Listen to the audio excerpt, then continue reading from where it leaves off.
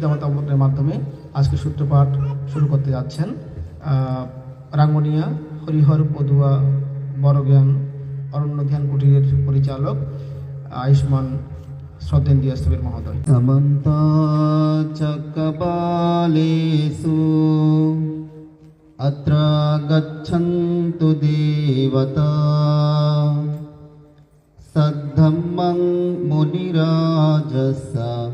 सुनन्तु सघमुखधं धम्मसवनखालो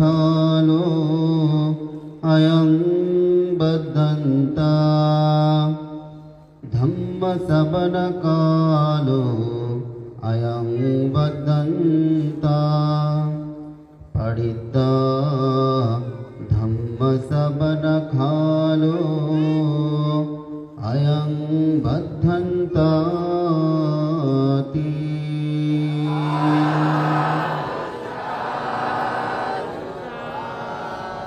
नमो तस्स भगवतो अरहतो सम्मा सम्बुद्धस्स। नमो तस्स भगवतो अरहतो सम्मा सम्बुद्धस्स। नमो तस्स भगवतो अरहतो सम्मा सम्बुद्धस्स। ये संता संतचित्ता शरण शरण एत्तलोकान्तरे भूमा भूमा च देवा गुणगण गहना व्यापट सर्वकाला। एते आयन्तु देवा वरकनकमये मेरुराजे वसन्तो सन्तो सन्तो सहेतुं मुनिवरवचनं श्रोतुमग्गं समगा।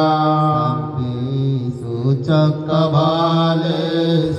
यज्ञदेवाच ब्रह्मणो यन्तुं हि कथं पुण्यं सर्वसम्पत्तिसाधका। सब्बेतं अनुमोदित्वा समग्रा शासनेयता प्रमादरहिता हन्तु आरक्कासो विशेषतो। शासन शासनोलस्य बुद्धि भवतु सर्वदा। शासनं च लोकं च रक्षन्तु सर्वदा। सिद्धिं हन्तु सुखी सभ्ये परिवारे यतनो। अनीघा सुमना हन्तु सह सभ्ये ज्ञातिभिः। राजतो वा चोरतो वा मनुष्यतो वा अमनुष्यतो अज्ञितो वा उदकतो वा पिशाचतो वा खानुकतो वा कंटकतो वा नक्कतो वा जनपदरोगतो वा असद्धम्मतो वा असन्दिग्धितो वा असपुरीसतो वा चण्डहत्ति अस्समेघगोनकुक्कुर अहिविस्सिका मनिसपदेपे अस्ततरस्सा सुकरा महिषा यक्करक्कसादि। नाना बायतो वा नाना रोगतो वा नाना अंतरायतो वा न उपद्रवतो वा आरक्कं हन्तु देवता। एतेन सच्चवज्रेण सुत्थिते होतु सर्वदा। एतेन सच्चवज्रेण सर्वदुःख रोगभय अन्तराय उपद्रवा विनाशन्तु। एतेन सच्चवज्रेण होतु ते जयमङ्गलान्ति।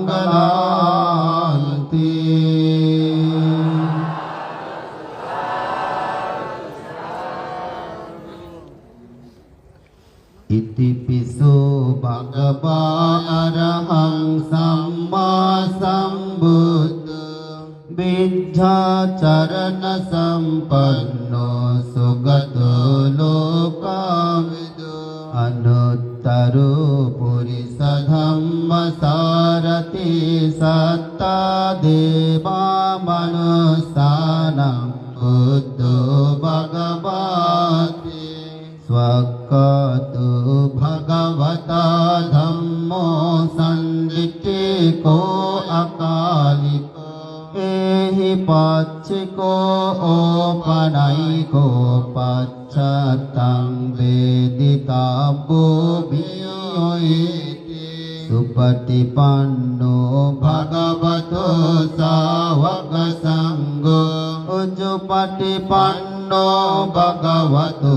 सावक संघो यय्या पटिपन्नो भगवतो सावक संघो समीचे पटिपन्नो भगवतो सावक संघो यदिदं चत्तारि पुरुष योगानि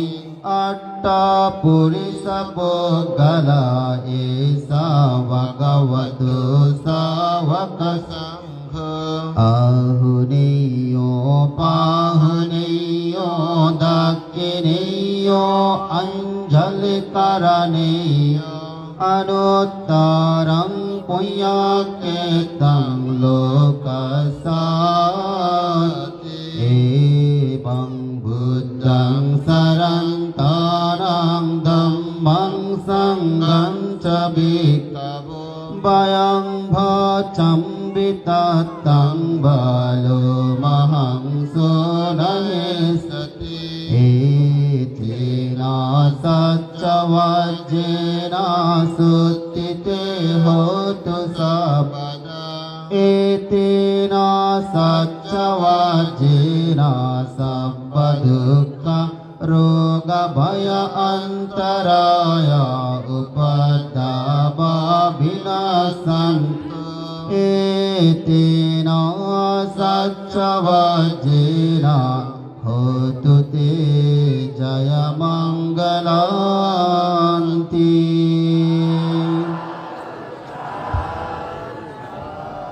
শ্রোতাবান উপাসক উপাসিকাবৃন্দা,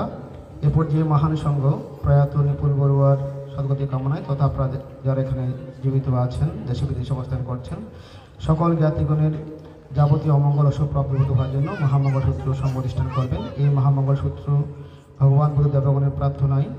ভাষণ করেছিলেন। এই মহামঙ্গল সূত্রের মধ্যে যে 38 প্রকার মঙ্গলের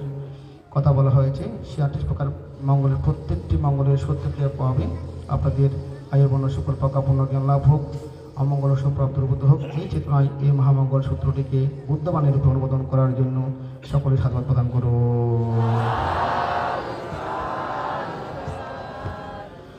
यं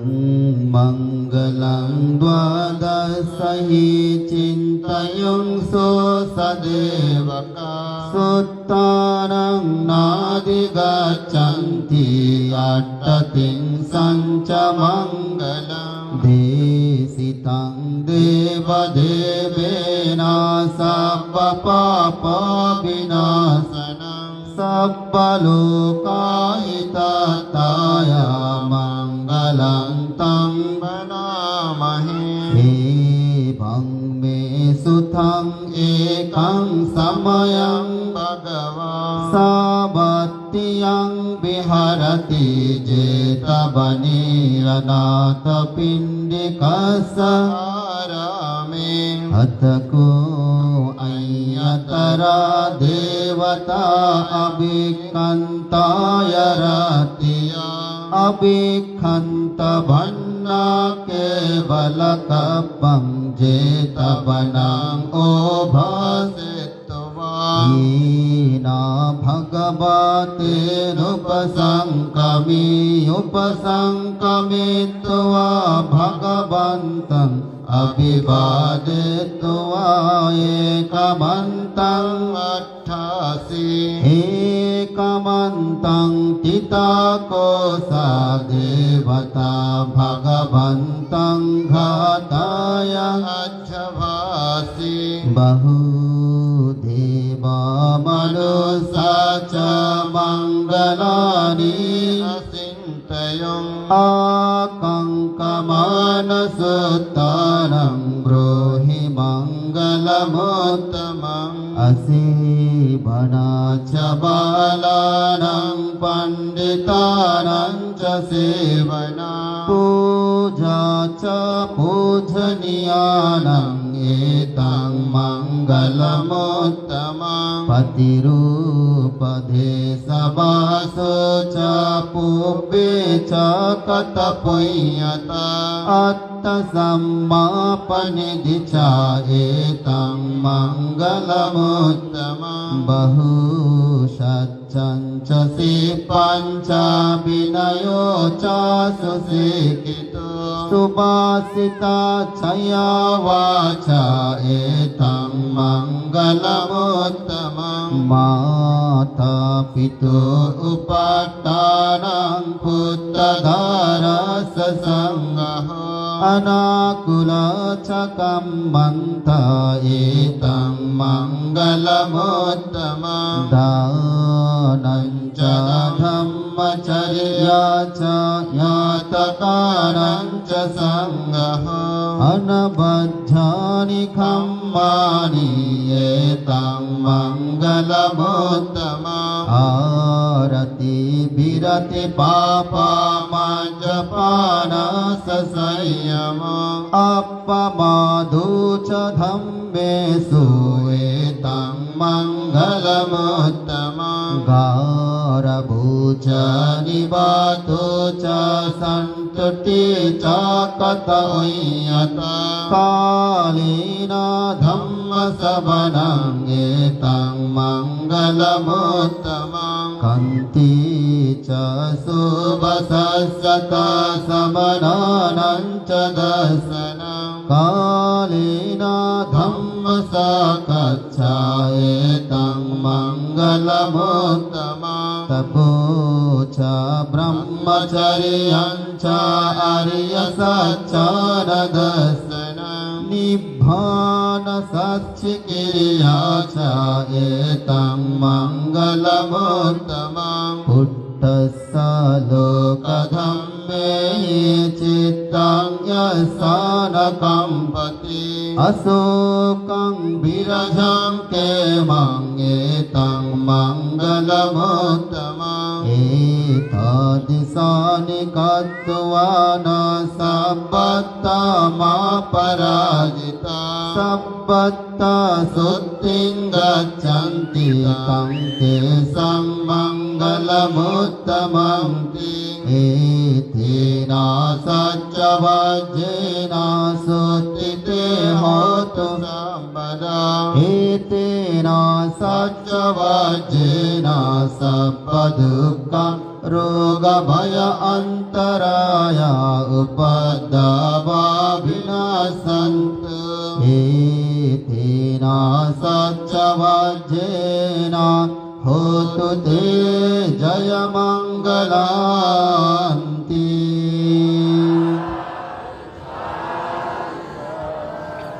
শ্রদ্ধাবান উপাসক উপাসিকাবৃন্দ মহান সঙ্গে পর্যায়ে করণীয় মৈত্রীসূত্র অধিষ্ঠান করতে যাচ্ছেন। ভগবান বুদ্ধ একসময় ধ্যানী ভিক্ষুগণের উদ্দেশ্যে এই সূত্রটি নির্দেশনা করেছিলেন। কিছু ধ্যানী ভিক্ষু ধ্যান করার জন্য গভীর অরণ্যে গেলে সেখানে মনুষ্যগণের উৎপাদের কারণে তারা ধ্যানে বঞ্চিত হয়ে বুদ্ধের কাছে যখন ফিরে আসেন, বুদ্ধ দিব্য দৃষ্টিতে উপলব্ধি করতে পারলেন যে সে স্থানে সেই ভ্রান্তিদের অরহত্ব ফল লাভের হেতু প্রত্যয় আছে। সেজন্য বুদ্ধ তাদেরকে আবারও সেখানে ফিরে যেতে বললেন এবং এই করণীয় সূত্র তাদেরকে শিক্ষা দিলেন। এই করণীয় সূত্র যখন তারা আবৃত্তি করে যাচ্ছিলেন, তখন সেই অরণ্যের যে যক্ষগণ ছিল তারা ভ্রান্তিদেরকে আগে বাড়িয়ে নিলেন এবং কোনো ভয়ভীতি দেখালেন না এবং ভ্রান্তিদের প্রতি মৈত্রী পরায়ণ হয়ে ভ্রান্তিদের উপকার করতে লাগলেন। সেই থেকে এই সূত্রটি বিশ্ব মৈত্রীর জন্য, বিশেষ করে আজকে এই বাড়িভিটার আশেপাশে যত মনুষ্যগণ আছে, আপনাদের জন্মধর্মান্তরিক জ্ঞাতিগণের প্রতি যারা দেবলোকে বা বিভিন্ন মনুষ্য হিসেবে আছে, তাদের সাথে যাতে আপনাদের মৈত্রী বন্ধন সৃষ্টি হয় এবং কোনো মনুষ্যগণ যাতে আপনাদের কোনো ক্ষতি করতে না পারে, আপনাদের যাতে সুনিদ্রা হয়, আপনাদের যাতে শারীরিক মানসিক স্বাস্থ্যের উন্নতি হয় এবং আপনাদের পরলোকগত জ্ঞাতি নিপুণ বড়ুয়া পরলোকে সুখে অবস্থান করার নিমিত্তে প্রত্যেকের নির্বাণ লাভ দৃষ্টির জন্য মহান সংঘ করণীয় সূত্র প্রতিষ্ঠান করতে যাচ্ছেন। আপনার হাতবাদী মতন করুন। Yasanubhavatu yakkalibadasinti vingsanam yam hi che badayon jantu rating dibamatanditu sukang supati sutto ca papang kinchena pasati ebamadi guno petang paritang tang anamahi karaniyamatha kusalena yantang santang padang abhisamecha sakko ujuca sujuca subaso satsamudu anatimani santus sakoca subaroca appakicho sasallahu kavuti santindriyoca nipakoca appagabbu kulesu ananugitu nacakuddhang samacare kincina bhiyo pare upabadeyam Sukino bhake mino hontu sabbe satta bhavantu sukhitata ye kechipana bhutatti tasabhata baraba anavasesa dīghā vaye mahanta va majjimarasa kanuka katula dittha vaye va adittha ye chadure basanti avidure bhuta vasambhave siva sabbe satta bhavantu sukhitata naparu parang nikobeta nate mayeta katta cinang kinci yaru sana patiga sayyanaya mayasa dukkha mecchaya mata yata niyang puttang ayusa eka putta manurake ebampi sabba bhutesu manasang bhavai aparimanam mettanca sabba lokachiming manasang bhavai aparimanam uddhang aduca tiriyanca asambhadang abheramasapattam Tittancarang nisinno vasayano vayavatassa vigatamitu etang sating adittiya brahma metang viharamidamaham dittinca anupadhamma silabadassanena sampanno kamesu vinayagedam nahi jatu gambaseyang punariti etina sacca vajjena suttite hotu sambada etina sacca vajjena sabba dukkha roga bhaya antaraya upaddhava vinasantu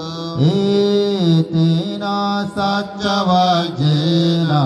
hotu te jaya mangalanti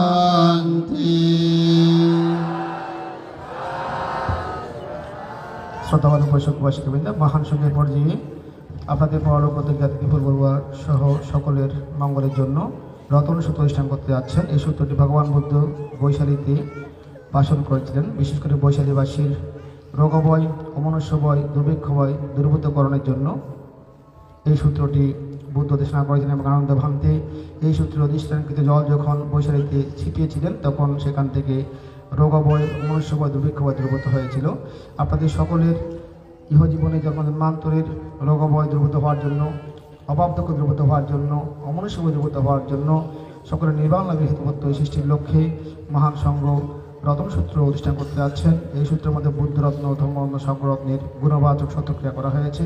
এই সূত্র অত্যন্ত শক্তিশালী সূত্র। লক্ষ কোটি চক্রবালের দেবগণ এই সূত্রের আজ্ঞা পালনে সবসময় বাধ্য থাকেন। আপনাদের সার্বিক মঙ্গলের জন্য এই রতন সূত্রকে আপনারা তিনবার স্বাগত অনুমোদন করুন। पनिधानतो पाठाया तथागतस्सा दश पारमियो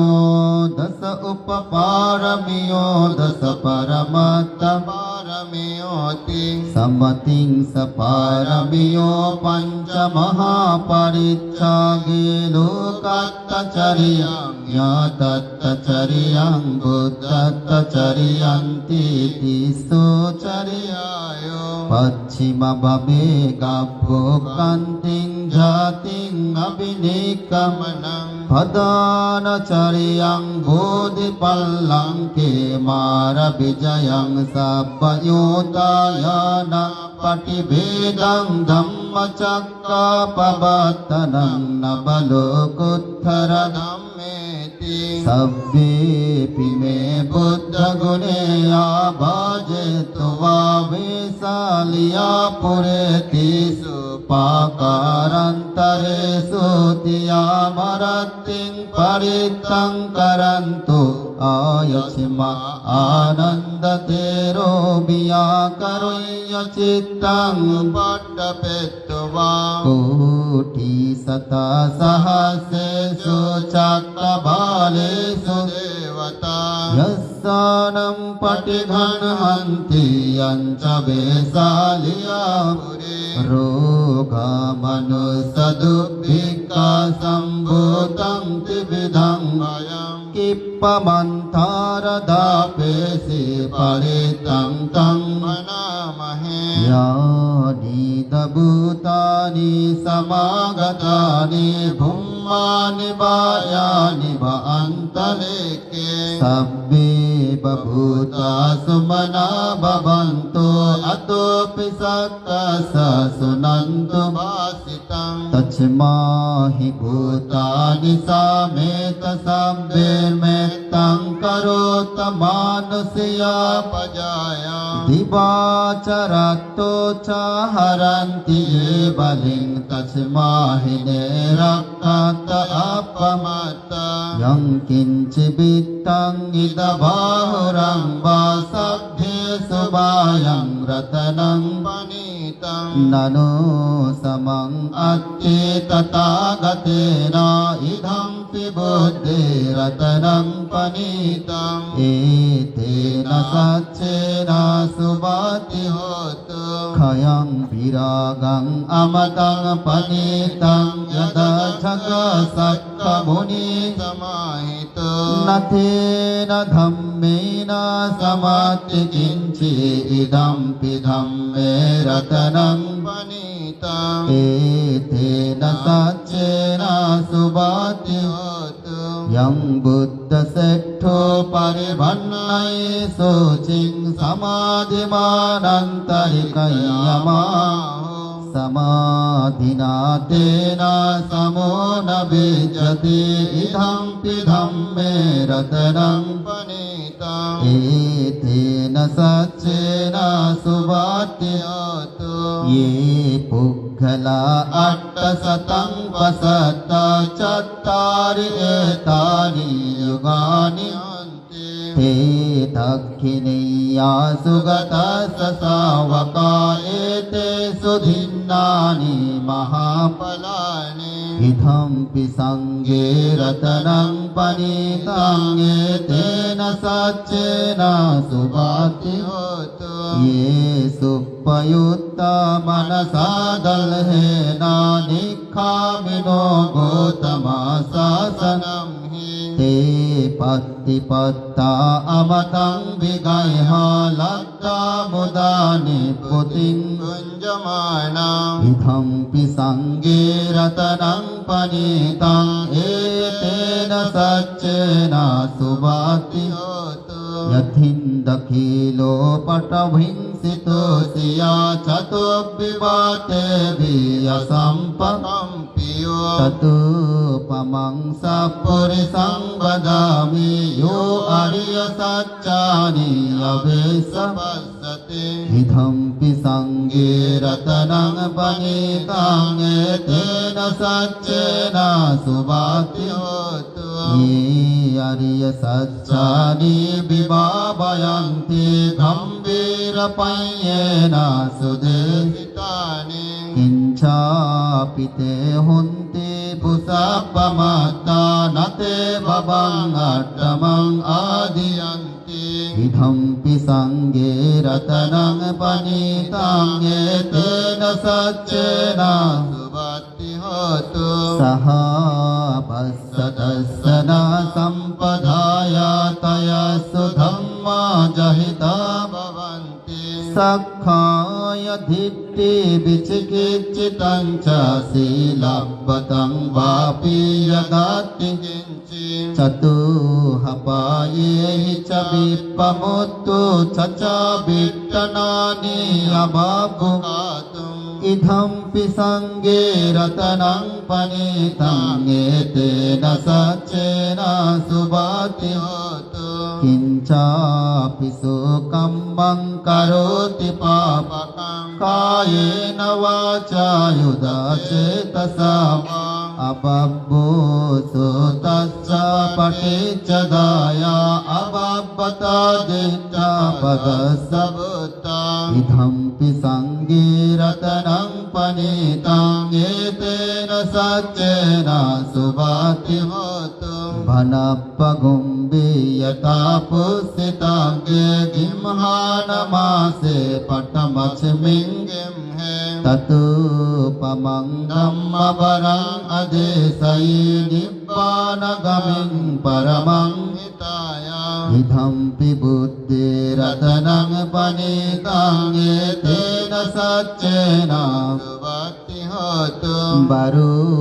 बरयो बरधो बराहरो अनुत्तरो धम्मपरम् अदेशयि इदमपि बुद्धिरत्नं पनीतं एतेन सच्चेन सुभाति होतु कीनं पुराणं नवं नाति सम्भवं विराट्तचित्ता आयतिके भवस्मिन् ते क्षीणबीजा अविरुह्य छन्दानि भवन्ति धीरायतायं पदीपो इदमपि संगे रत्नं पनीतं एतेन सच्चेन सुभाति होतु यानि दभूतानि समागतानि भूमानि वायानि वान्तलेके तथागतं देवमनुष्यपूजितं बुद्धं नमस्सामा सुभाति होतु यानि दभूतानि समागतानि भूमानि वायानि वान्तलेके तथागतं देवमनुष्यपूजितं धम्मं नमस्सामा सुभाति होतु यानि दभूतानि समागतानि भूमानि वायानि वान्तलेके तथागतं देवमनुष्यपूजितं संඝं नमस्सामा सुभाति होतु एतेन सच्चवज्रेण सुत्थिते होतु सम्पदम् एतेन सच्चवज्रेण सर्वदुःख रोगभय अन्तराय उपद्रवा विनाशन्तु एतेन सच्चवज्रेण होतु ते जयमङ्गलान्ति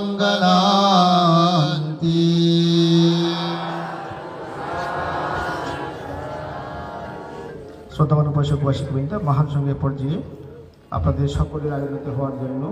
অভাব দুঃখ থেকে মুক্ত থাকার জন্য, যাতে ইহ জীবনে জন্মদের মাধ্যমে আপনারা অভাব দুঃখ থেকে মুক্ত হয়ে অর্থশালী বৃত্তিশীল হতে পারেন, শ্রদ্ধা সম্পদ প্রজ্ঞা সম্পদ লাভ করে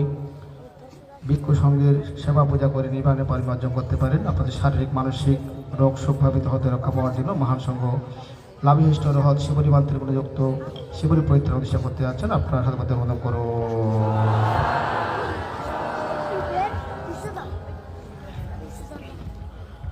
पूरेन्तं पारमी सब्बा बेपच्चेकनायक शिवली गुणतेजेन परितं तं वनामहे न जालितीति जालितापि आयु आम इस्तुवाह बुद्ध सामि बुद्ध सत्तम् पद्मोत्तरो नाम जिनो सब्बधम्मेषु चक्कुमा इतो सतसहस्रमे कप्पे उपज्जिनायको श्रीबली च महातेरो सोरहो पच्चयादिनं पियो देवा मनुष्यानं पियो ब्रह्माणमुत्तमं पियो नागसुपन्नानं पिनिन्द्रियं नमामहं नासंसि मोचमोसि संज्ञानाजालेति संजलिं सदेव मनुष्यपूजितं सबलाभा भवन्तु ते सत्ताहं द्वारमुलोहं महादुःख समापितो माथा मे चन्द्रदानेन एवमासि दुःखिता केशेषु चिज्जमानेषु अर्हत्तमा पापनि देवनागा मनुष्या च पच्चयानो पनन्ति मे पद्मोत्तरा नामं च विपस्सिं च विनायकं संपूजयं पमुदितो पच्चयेहि विशेषतो ततो ते संविशेषेण कम्मानं विपुलोत्तमं लाभं लभामि सब्बता वने गामे जले तले सदा देवोपनीते ममताया महामति पच्चयेहि महावीरो ससंगो लोकनायको उपट्ठितो मया बुद्धो गन्तुवारेवतमन्दस ततो जेतावनं गन्तुवा एतदग्गे तपेसिमं रेवतन्दस्सनताय यदायते विनायको तिंसबिक्को सहसेहि सहलोकगणायको लाभीनं शिवले अग्गो ममाशिष्येषु भिक्खवो सब्बलोकाहितो सत्ताकित्तये परिसासुमं किरीसा चापिता मह्यं भवा सभ्ये समोहता नागोपा बन्धनं चित्त्वा विहरामि अनासवो स्वागतं बत मे आसि बुद्धसिद्धस्य सन्तिकं तिस्सो बिज्झा अनुपत्तो कथं बुद्धस्य शासनं पटिसंविदा चतस्सो च विमोक्कापि च अट्टिमे च लभ्या सच्चिकथा कथं बुद्धस्य शासनं बुद्धपुत्रो महातेरो शिवले जिनसावको भुग्गतेजो महावीरो तेजसा जिनशासनं रक्षन्ता शीलतेजेन धनवन्तो यशस्विनो एवं तेजानुभावेन सदा रक्षन्तु शिवले कपटायिति बुद्धस्य बुद्धिमूले निशीलये मारसेन पमद्दन्तु सदा रक्षन्तु शिवले दशपारमितपत्तो पब्बजे जिनशासने गौतमं सक्कपुत्तो सीतेन मम शिवले महासावका असीतेषु पुण्यतेरो यशस्विनो बबभूगे अग्गलाभीषु उत्तमङ्गेन शिवले एवं अचिन्त्या बुद्धा बुद्धधम्मा अचिन्त्या अचिन्त्येषु प्रसन्नानं विपाको होति अचिन्त्यो तेषां सच्चेन शीलेन कान्ति मेत्ता बलेन च te pitang anurakkantu sabba dukkha vinasanam te sang saccena silena kanti metta balena ca te pitang anurakkantu sabba baya vinasanam te sang saccena silena kanti metta balena ca te pitang anurakkantu sabba roga vinasanam etena sacca vajjena suttite hotu sabbada etena sacca vajjena sabba dukkha roga bhaya antaraya upaddava vinasanta etena sacca vajjena hotu te jaya mangalanti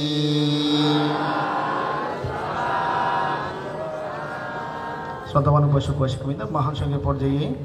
বৌদ্ধ যে ভিক্ষু ভিক্ষুণী উপাসক উপাসিকা জাতীয় পরিষদকে রক্ষা করার জন্য যে সূত্রটি দিয়েছেন 58টি সূত্র,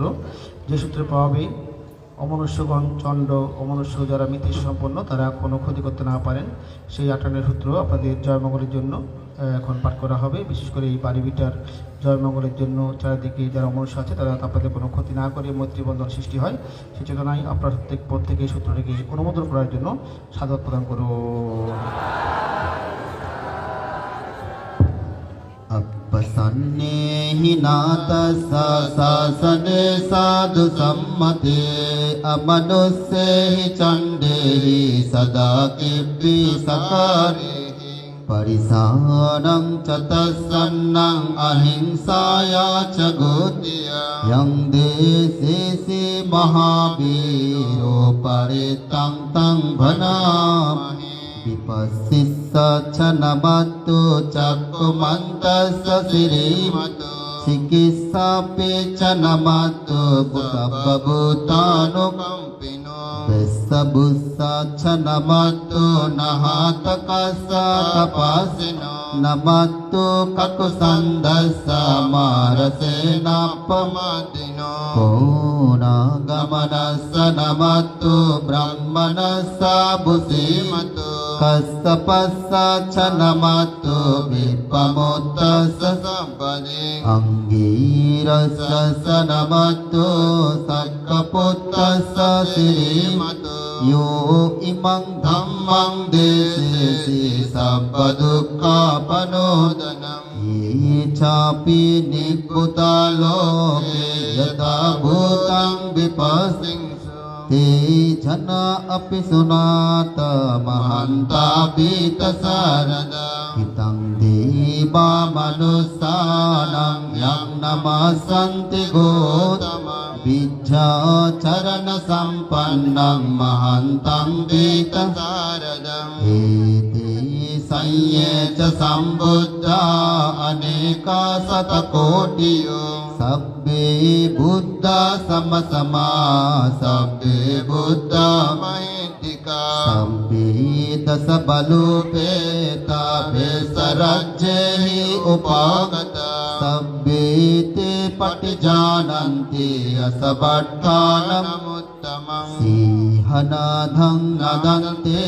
te parisaso visarada dhammachakhang pavattenti loke appativattiyam upeta buddha dhammehi attarasahinayaka batting salakhanopeta sitanuganjanadara Vyamappapaya suppava sabbete munikunjara buddha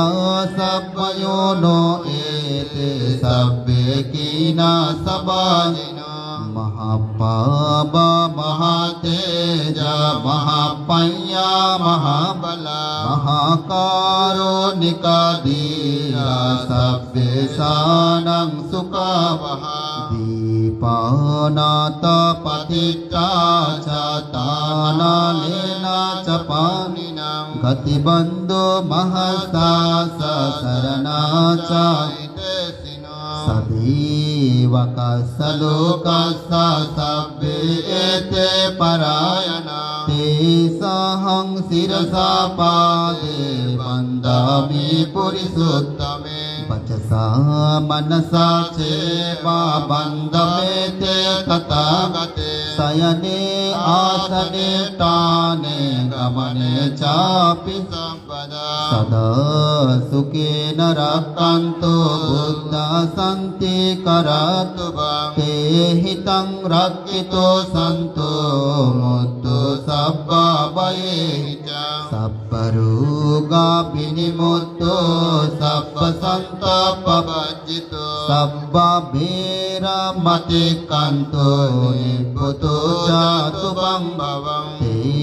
संसचेन शीलेन कान्ति मेत्ता बलेन च ते पितुं हे अनुरक्षन्तु आरोग्येन सुखेन च पुरत्तिमस्मिन् दिशावागे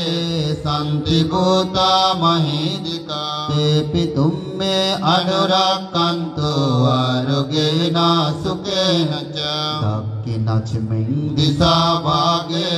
सन्ति देवा महीदिका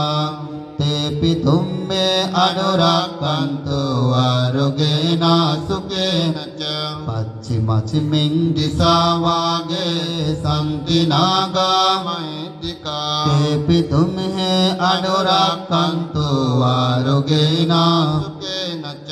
उत्तरस्मिन् दिशावागे सन्ति यक्खा महीदिका ते पितुं मे अनुरक्षन्तु आरोग्येन सुखेन च पुरत्तिमेन दत्तरट्टो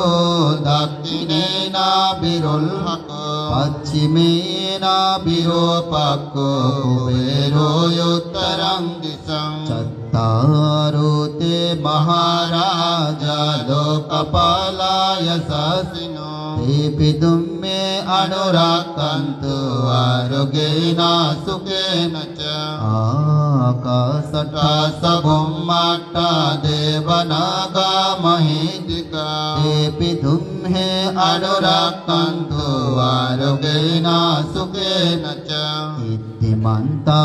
च ये देवा वसन्ता इदशासने ते पितुं मे अनुरक्षन्तु आरोग्येन सुखेन च सब्बीतियो विभज्यन्तु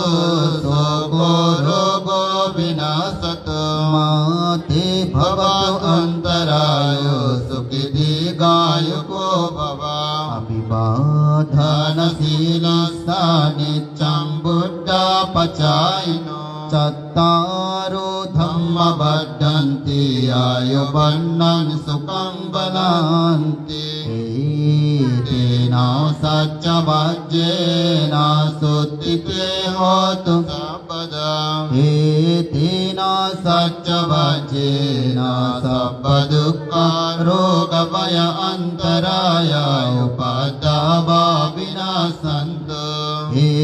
तेन सत्यवाक्येन होतु ते जयमङ्गलान्ति।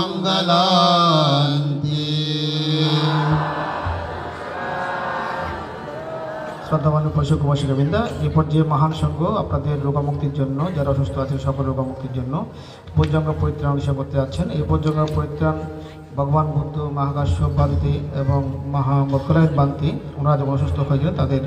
জন্য পাঠ করেছিলেন এবং বুদ্ধ নিজে অসুস্থ হলে তখন চুন্দস্তবের মাধ্যমে পঞ্চাঙ্গ শ্রবণ করে ধ্যান করে উনি রোগমুক্ত হয়েছিলেন। আপনাদের সকলের সার্বিক মঙ্গলের জন্য ইমান ভেদ দৃষ্টির জন্য এই পঞ্চাঙ্গ পরিত্রাণকে অনুমোদন করার জন্য সকলেই তিনবার সাধু প্রদান করুন। संसारे संसरन्तानां सर्वदुःखविनाशने सत्यधम्मे च बुद्धङ्गे मारसेन पमादिनो बुद्धित्वा येऽपि मे सत्तादिवमुत्तकोत्तमा अजातिं अजराव्याधिं තං නිබ්බයං ගතං ඒවමාදි ගුණෝපේතං අනේකා ගුණ සංඝං ඕසධංචා ඉමං මන්තං බුද්ධං ගන්තං බණාමහි බුද්ධංගෝ සති සංකාතෝ ධම්මානං විචයෝ තථා දීරියං පීති පස්සද්දේ බුද්ධං ගාචා තථා පරේ සමාදුපෙක්ඛ බුද්ධං ගාසත්තේ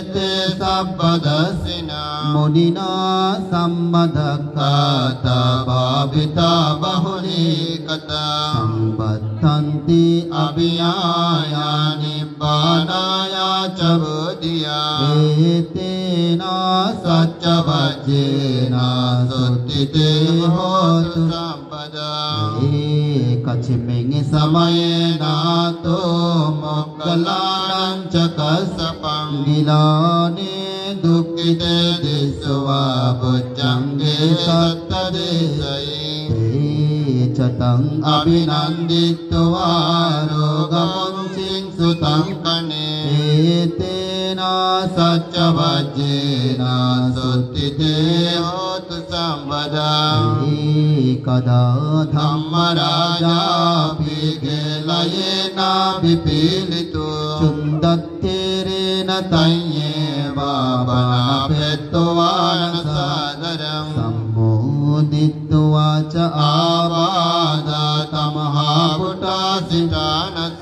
ඒතේනා සච්ච වජ්ජේනා සුත්තිතේ හෝතු සම්පදා පහීනාතේ ච ආබාධා තින්නනම් වේ මහේසීනා මග්ගාහතා කිලේසා වාපත්තානුපත්ති ධම්මතං ඒතේනා සච්ච වජ්ජේනා සුත්තිතේ හෝතු සම්පදා ඒතේනා සච්ච වජ්ජේනා සබ්බ දුක්ඛා රෝග භය අන්තරාය උපද්දවා විනාශන්තු ඒතේනා සච්ච වජ්ජේනා හෝතු තේ ජය මංගලාන්ති শ্রদ্ধাবান উপাসক উপাসিকা মহান সঙ্গের পর্যায়ে আপনাদের অত্র এলাকার অত্র বাড়ি ভিটার ভূমি যাবতীয় দোষ দুর্বত হওয়ার জন্য এবং নিপুণ বড়ুয়া পরলোকে শান্তিতে অবস্থান করার নিমিত্তে যাতে মনুষ্যগণ আপনাদের কোনো ক্ষতি করতে না পারে আপনাদের আয় উন্নতি হয় সেজন্য ভূমি সূত্র অনুষ্ঠান করতে যাচ্ছেন আপনারা অনুমোদন করুন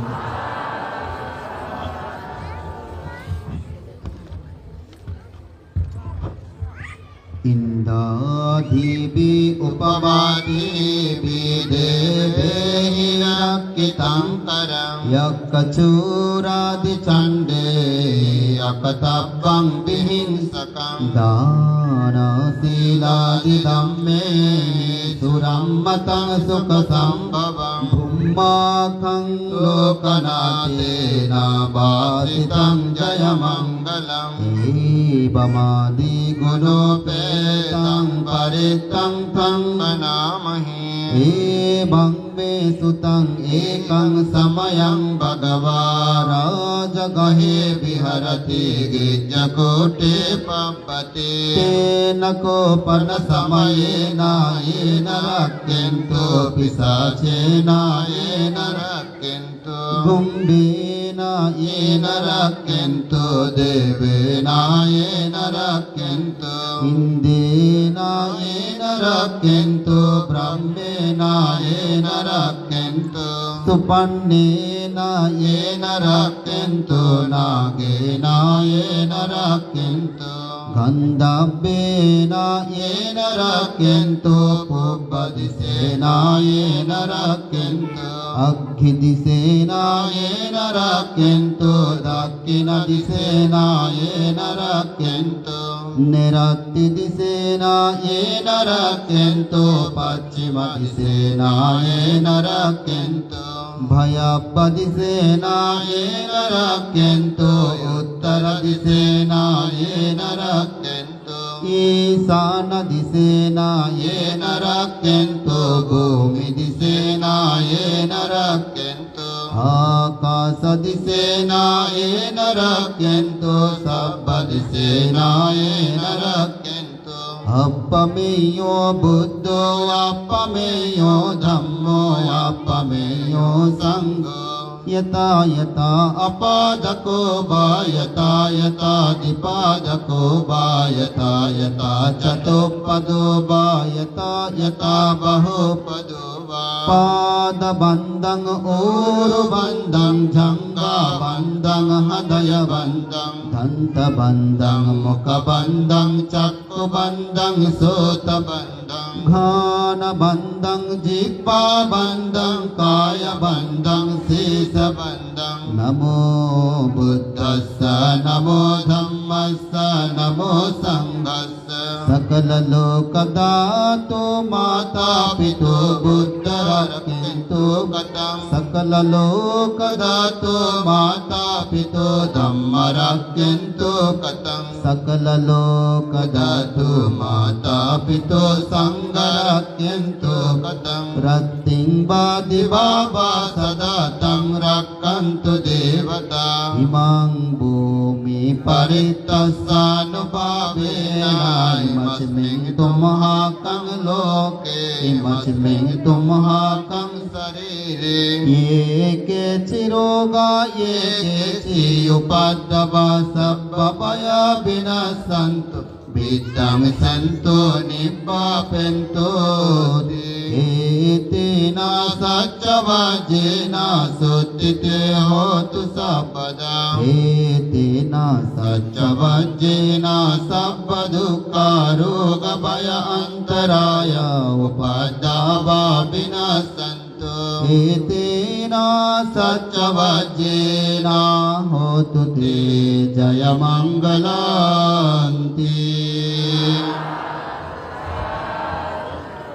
পুণ্যার্থী উপাসক উপাসিকাবৃন্দ মহান সঙ্গের পর্যায়ে আপনাদের যাবতীয় গ্রহদোষ দুর্নিমিত্ত দুঃস্বপ্ন দূরীভূত হওয়ার জন্য নবগ্রহ সূত্র প্রতিষ্ঠান করতে যাচ্ছেন। আপনার হাত পাতে অনুমোদন করুন। Santi Buddha Iddipata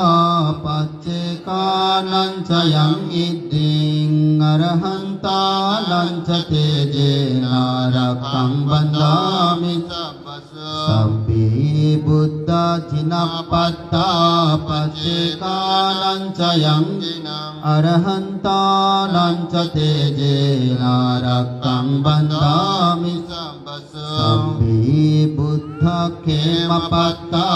Paccekanan Sayang Kemang Arahantanan Catejena Rakang Bandami Sabbi Buddha Balapatta Paccekanan Sayang Balam Arahantanan Catejena Rakang Bandami Sabbi Buddha Tejapatta Paccekanan Sayang Tejang Arahantanan Catejena Rakang Bandami Sabbi Buddha Lapapatta Paccekanan Sayang Labam Arahantanan Catejena Rakang Bandami Sabbi Buddha Yasapatta Paccekanan Sayang Yasam Arahantanan Catejena Rakang Bandami Sabbi Buddha Siripatta Paccekanan Sayang Siring Arahantanan Catejena Rakang Bandami Sabbi Buddha Hetupatta Paccekanan Sayang Hetum Arahantanan Catejena Rakang Bandami Etena Saccavajjena Suttite Hotu Sabada Etena Saccavajjena Sabbadukkha Rogabhaya Antaraya Upadava Vinasantu Etena Saccavajjena Hotu Te Jayamangalanti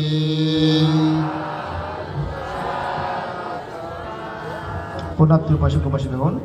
মহান সঙ্গের পর্যায়ে আপনাদের জয়মঙ্গলের জন্য জয়মঙ্গল অট্টকথা প্রতিষ্ঠান করতে যাচ্ছেন। বুদ্ধের জীবনের যে বিভিন্ন ঘটনা সম্বলিত, যেই ঘটনার মধ্যে বুদ্ধ মৈত্রী, করুণা, সৌম্য, শান্ত, শান্তি দিয়ে জয় করেছেন, সেই বিশিষ্ট ঘটনাসমূহের সমন্বয়ে জয়মঙ্গল অট্টকথাটি অত্যন্ত শক্তিশালী। বিভিন্ন বাধাবিপত্তি দূরীভূত হওয়ার ক্ষেত্রে এটি অনুষ্ঠান করা হয়ে থাকে। শ্রীলঙ্কায় এই সূত্রটিকে অত্যন্ত বেশি গুরুত্ব দিয়ে আবৃত্তি করা হয়।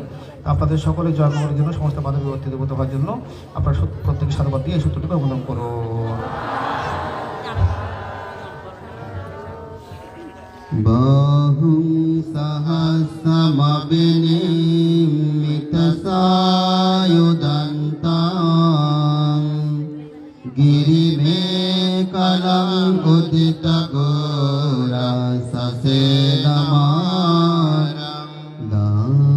দানাদিধম্ম বিদিনা জিতবামুনিন্দো তন্তে যসা ভবতু তে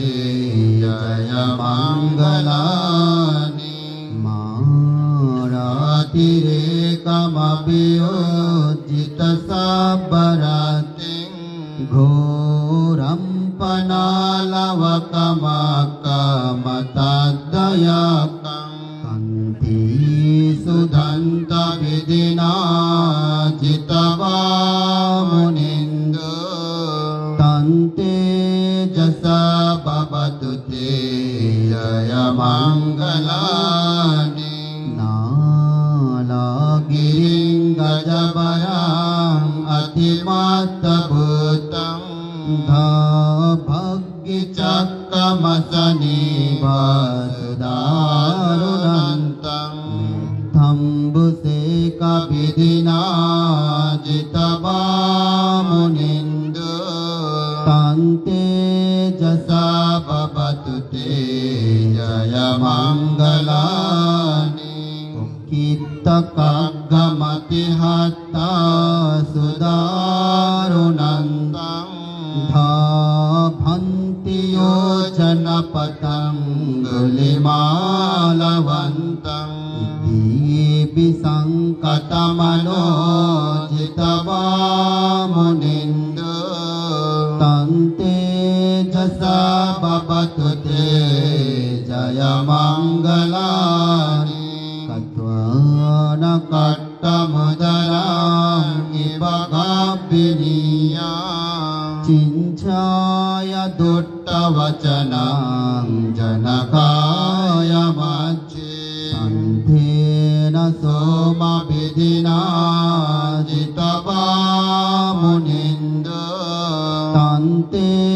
যসা ভবতু তে জয় মঙ্গলানি সচ্ছং বিহায় মতি সচ্চা কবাধকেতুং বাধা বিরোপিতমানাং অতি অন্ধভূতং পদীপজলিতো জিতবামুনিন্দো তন্তে যসা ভবতু তে জয় মঙ্গলানি নন্দোপনন্দভুজগাং বিবুধাং মহিদিং পুত্থেন তেরা ভুজগেন সমাপয়ন্তু ধূপদেশবিধিনা জিতবামুনিন্দো তন্তে যসা ভবতু তে জয় মঙ্গলানি দুর্গাদিত্যভুজগেন সুদাট্টহস্तं ব্রহ্মং বিশুদ্ধিজ্যোতিমেধি বকাবিদানং জ্ঞানগধীন বিধিনা জিতবামুনিন্দো তন্তে যসা ভবতু তে জয় মঙ্গলানি তাপি বুদ্ধ জয় মঙ্গল অট্টকথা বাচকো দিন দিনে সরতে মতন্দি ত্বা अननेक विविधानि चुपादवानि मुखं सुखं अधिगमेया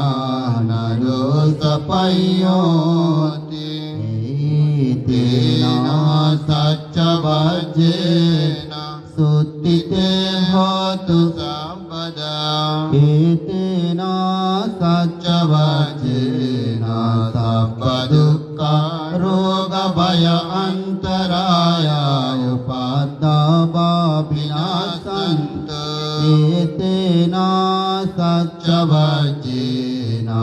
होतु ते जयमङ्गलान्ति।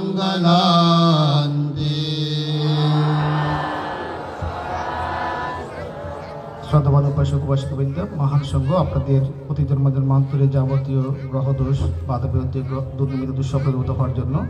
অভিনব পিঠকের অন্তর্গত বিভাগের হেতুবদ্ধ হয়ে 3 বার আবৃত্তির মাধ্যমে সত্য প্রতিষ্ঠান করি। আজকের পবিত্র পাঠ এখানে সমাপ্ত করবেন। আমি আয়ুষ্মান শ্রদ্ধেয় বিক্রম মহোদয়কে পাঠটান 3 বার সত্য করার জন্য আহ্বান জানাচ্ছি। हेतुपच्चयो आरम्भनपच्चयो अधिपतिपच्चयो अनन्तरपच्चयो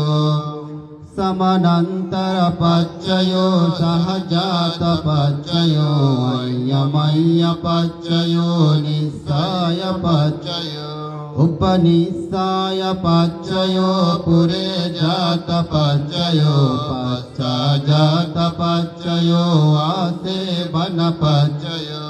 कम्म पच्चयो विपाक पच्चयो आहार पच्चयो इन्द्रिय पच्चयो ध्यान पच्चयो मग्ग पच्चयो संपयुक्त पच्चयो विपयुक्त पच्चयो अद्दिपच्चयो नात्तिपच्चयो विगतपच्चयो अविगतपच्चयो